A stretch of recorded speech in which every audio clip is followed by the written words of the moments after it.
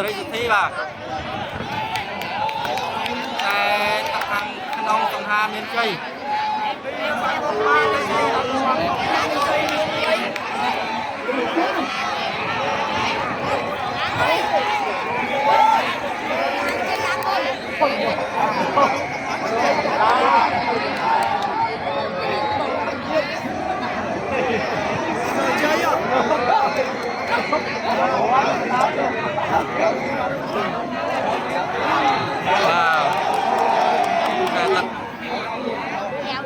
តែខាងក្រៅបាទ